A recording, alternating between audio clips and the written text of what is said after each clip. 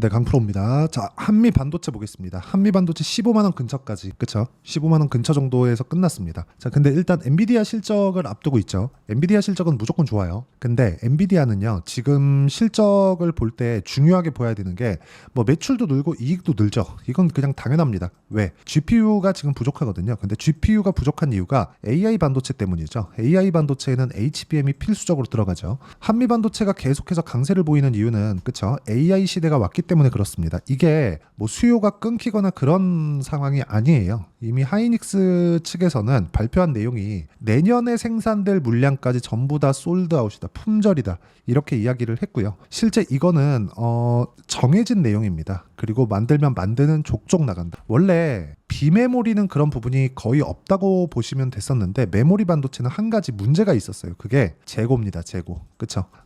대량 생산 체제를 갖춰야 되고, 대량 생산 체제를 갖춰야 단가를 낮출 수가 있거든요. 그렇다 보니까 단가를 낮추는 과정에서 재고에 대한 부담이 있었던 거죠. 자, 그런데 지금은 재고에 대한 부담이 없이 메모리 사업을 하고 있습니다. 자, 이렇게 보시면 돼요. 재고에 대한 부담이 없잖아요. 그럼 무슨 일이 벌어지냐면 2016년, 그쵸? 16년부터 대략 한 18년 정도까지 메모리 반도체의 슈퍼 사이클이 왔었습니다. 이때 당시에 삼성전자의 영업이익률이 50%를 육박하는 그런 정도의 움직임을 보였고요. 근데 지금 같은 경우에는, 그쵸?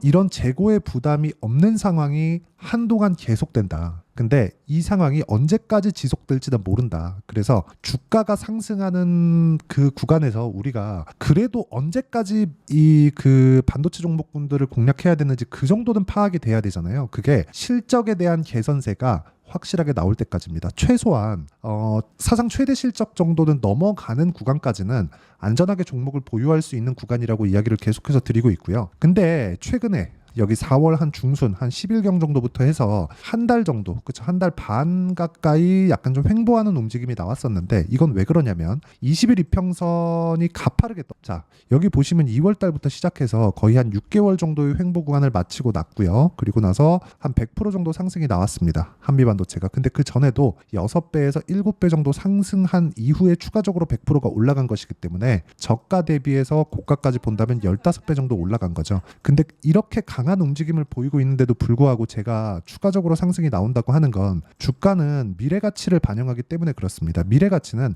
앞으로 좋아지는 부분에 대한 내용을 앞세워서 가격이 반영하는 것이기 때문에 앞으로 좋아지는 내용이 실체화돼야 돼요. 근데 그 실체화되는 게 뭐겠어요? 실적이겠죠. 그렇죠? 그래서 한미 반도체 같은 경우에는 이제 실적이 전환되는 그 초입에 들어와 있는 그런 상황입니다. 그러니까 어느 정도까지 봐야 되는 거냐? 하이닉스를 보시면 되는 거예요. 자, 하이닉스 보시면 지금 1분기 실적이죠. 2조 8천억의 영업이익이 나왔습니다. 매출 같은 경우에도 12조 4천억 정도 이렇게 나왔어요. 매출은 여기 23년도 2분기 이 분기로 보면 적자를 계속 봐왔으니까 23년 1분기에 저점을 찍고 계속해서 상승 국면을 가고 있습니다. 근데 여기서부터 대략 한 여기 4분기 정도, 그쵸? 4분기 정도까지는 기본적으로 HBM 수요, 그쵸? 정확히 따지면 약간 조금 섞여 있어요. 그 삼성전자가 감산을 하겠다고 발표한 게 한 10월경 정도기 때문에 약간 2분기와 3분 작년 3분기와 4분기 그 경계점이에요. 그렇다 보니까 여기 3분기 실적에 대한 매출 그리고 4분기 실적에 대한 매출에서 HBM만으로 증가한 건 1분기, 2분기, 3분기 정도까지다. 그리고 4분기부터는 확실하게, 그쵸? 기본적인 메모리에 대한 이익률 그리고 매출에 대한 비중, 그렇죠? 수요가 계속해서 늘어나고 있는 그런 상황이 발생하고 있다는 거죠. 근데 이런 상황이 벌어진 게 AI 시대가 오는 것도 맞지만 AI 시대가 오면서 메모리에 대한 수요 자체가 전체적으로 늘어나고 있다는 점은 실적으로 볼 수 있는 겁니다. 그런데도 불구하고 분기 실적 기준에서 보면 사상 최고 실적이 올해도 나오기가 어려운 그런 상황이에요. 그렇기 때문에 주가가 더 좋은 겁니다.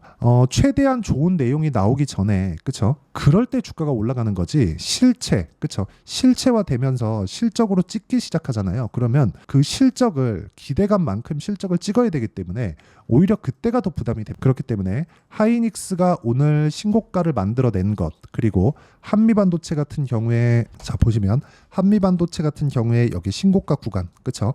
사상 최고가 구간에 근접한 것, 그렇죠? 이런 부분들이 다 긍정적인 요인으로 볼 수 있는 거예요. 근데 여기서 언제까지 이런 식의 흐름을 보인다고 보시면 되냐면 최소한 하이닉스가 사상 최고 실적을 달성할 때, 그러니까 내년 3월 정도까지는 돼야 된다는 거죠. 그때까지는 반도체 종목군들은 계속해서 상승세를 키울 수 있다. 근데 그 구간에서 이격을 좁혀야 되는 그런 상황이 벌어진다는 겁니다. 이격을 좁히지 않으면 주가 못 올라가요. 그렇죠? 단기간에 이렇게 올라오면 이격이 벌어질 수밖에 없고, 단기 이평이 먼저 뜰 테니까, 왜 평균 가격이잖아요. 20일 이평선과 60일 이평선의 최소한의 이격 조절이 나와야 돼요. 이 조정이 붙을 때까지 주가는 횡보 구간을 거치고, 그리고 고가부터는 뭐 하락폭이 뭐 10%가 나올 수도 있고 20%가 나올 수도 있고, 이런 구간이 계속해서 반복될 겁니다. 이 구간에서 우리가 타점을 잡는 게 중요합니다. 예를 들어서 그런 거예요. 타점을 내가 어떻게 잡는지에 따라서 꾸준하게 수익을 낼 수 있다는 거고, 이런 경우입니다. 예를 들어서 최근에 보면 뭐 조선주도 강하다가 오늘 같은 경우에 조금 하락하는 좀 그런 상황이 나왔는데, 제가 어떤 구간에서 공략하고 어느 구간에서 매도를 했는지를 보시면 돼요. 자, 내용 보시면 삼성중공업 같은 경우에 보면 신고가 구간에서 공략을 하고 꾸준하게 매매를 한 결과 고가에서 못 올라가니까 매도하고 나오죠. 그랬는데 오늘 4% 정도 급락 구간, 이런 상황이 벌어지잖아요. 자, 이 구간이 어떤 구간이냐? 신고가 이후에 고가에 있는 매물 소화를 해야 되는 시간이 더 필요할 때 그렇습니다. 근데 이 고가를 돌파하는 상황이 벌어지잖아요. 최근에 강했었던 뭐 전기 관련주들, 그쵸? 뭐 전기, 전선, 변압기 이쪽, 그쵸? 뭐 재룡산업 같은 경우에도 어때요? 신고가 구간에서 공략했을 때 3거래일 동안 35% 정도, 이 정도의 상황을 지속적으로 만든다. 그래서 제가 계속해서 이야기를 드리는 겁니다. 주식시장은 미래 가치를 반영하고 그 가격이 먼저 뜨기 때문에 가격을 보고 우리가 타점을 잡았을 때 효율 높은 매매를 할 수 있다.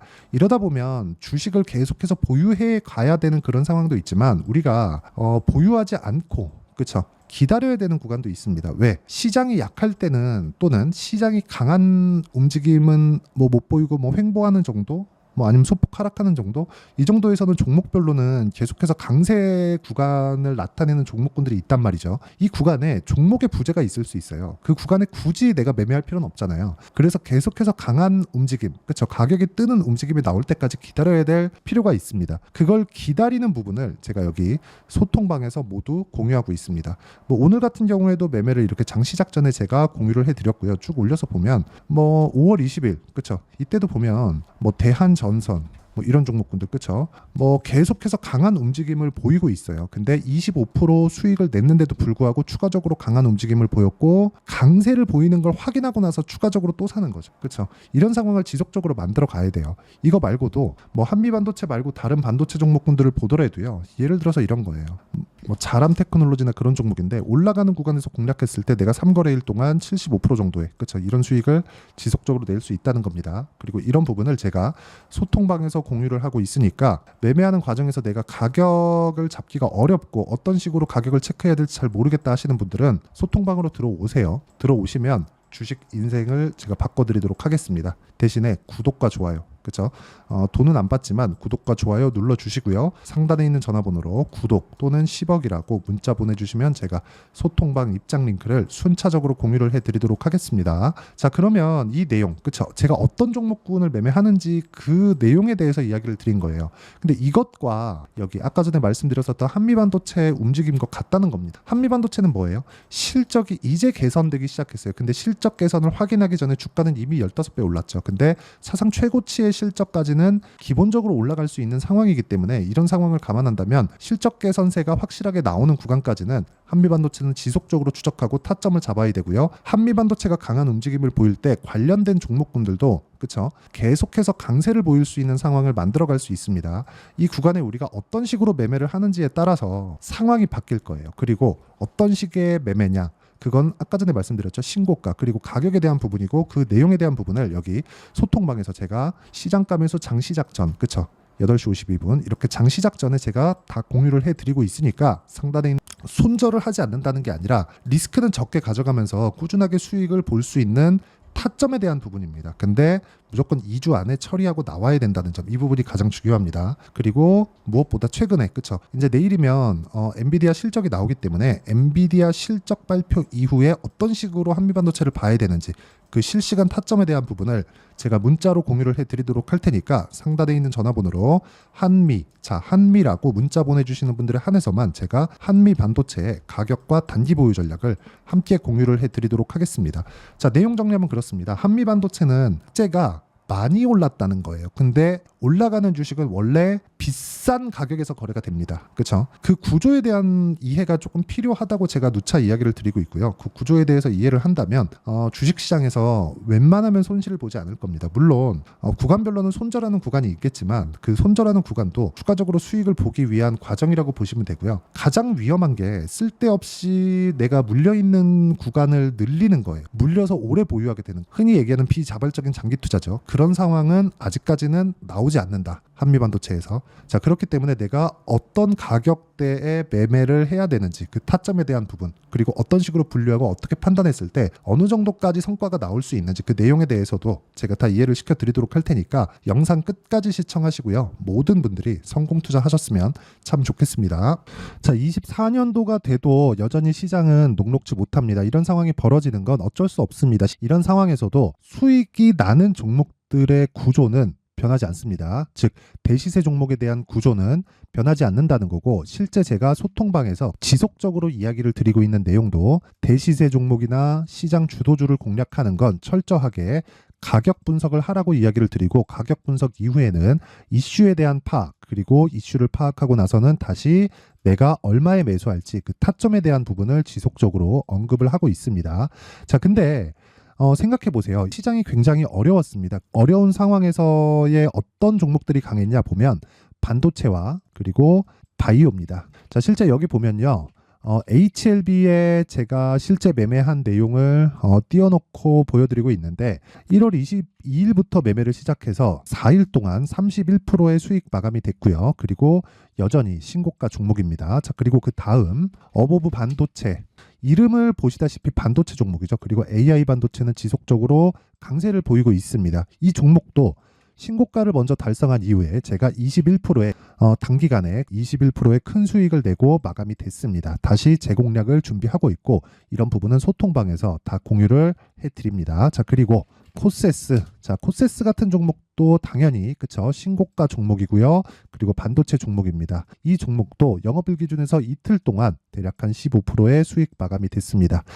내용을 한번 보시면 어떻습니까? HLB를 포함해서 30%, 20%, 15% 이런 식의 수익이 지속적으로 발생하고 있는데, 이 세 종목 모두 다 신고가 종목이고 1월 달에 시장이 약세를 보이고 있는 구간에서도 강했었던 그런 종목입니다. 특징점이 하나 있는데 그 이슈에 앞서서 가격이 먼저 반영했다는 거죠. 그렇게 제가 가격을 먼저 보고 이슈에 대해서 파악하는 이유는 결과적으로는 큰 시세를 먹기 위한 사전 준비 작업입니다. 실제로 큰 시세를 먹기 위해서 사전 준비 작업을 했을 때 여기 레인보우 로보틱스 127%, 그리고 ISC 98%, 그리고 한미반도체 97%의 큰 수익을 내는 상황을 만들 수 있습니다. 어떤 식으로 소통방에서 진행됐는지, 그쵸? 그 상황을 제가 이야기를 드린 건데, 이런 상황도요, 당연히 신고가를 공략했을 때 가능한 겁니다. 자, 그러면 이번에도 마찬가지입니다. 그쵸? 정부 주도의 코리아 디스카운트 해소 방안이 2월 달에 발표를 하고요. 그리고 2월 달에 발표된 내용을 토대로 주가가 움직이는 게 아니라 이미 움직인 내용이 있죠. 실제 이 내용은 크게 중요한 게 아니라는 겁니다. 실제 움직인 내용을 보면, 자, 기아차입니다. 실제로 12월 달에 신고가를 만들어 놓고 정부에서 입김을 불어 넣으니까 순식간에 기아차를 포함해서 현대차 같은 거대 기업들의 주가가 2주도 채 되지 않아서 40% 정도의 큰 시세를 냅니다. 자, 그러면 우리는 어떤 종목을 봐야 될까요? 이슈를 파악해야 되는 것도 맞지만 철저하게 가격에 맞춰서 매매를 해야 되는 게 당연히 중요합니다. 정부가 주도하는 정책 방향이 있겠죠. 그 방향에 맞춰서 우리가 종목을 찾을 필요가 있다. 자, 그러면 답이 나왔습니다. 정부가 주도하는 방향에 맞춰서 제2의 기아차를 찾는 게 지금은 중요하다. 근데 정부 정책의 방향에 맞게 가자. 그랬을 때 앞서서 제가 보여드렸었던 내용인 여기 레인보우 로보틱스 127%, 그리고 ISC 98%, 그리고 한미반도체 97%와 같은 수익을 낼 수 있습니다. 물론 시간에 대한 부분은 최소 2주의 시간이 필요하고요. 그리고 최장 3개월 안에 끝내야 됩니다. 자, 기아차의 시세를 보셨던 것과 같이 2월 달에 정부 정책의 방향이 결정되고요. 바로 3월 달이면 시행입니다. 자, 그러면 우리는 거기에 맞춰서 당연히 종목을 찾아야 되고 제가 제2의 기아차를 찾아놨습니다. 제가 아까 전에 소통방에서 이야기를 드렸었던 내용 다 공개를 해드렸는데 그 내용처럼 종목만 받고 싶다 하시는 분들은요. 상단에 있는 제 전화번호로 대시세, 자, 대시세라고 문자를 보내주시면 정부 정책의 방향에 맞는 종목을 모든 분들에게 무료로 공개를 해드리도록 하겠습니다. 자, 제가 원하는 건 채널 성장이 목적입니다. 자, 그래서 구독과 좋아요 꼭 좀 부탁드리고요. 모든 분들이 정부 정책에 맞는 방향으로 매매를 이어가서 큰 수익 보셨으면 좋겠습니다.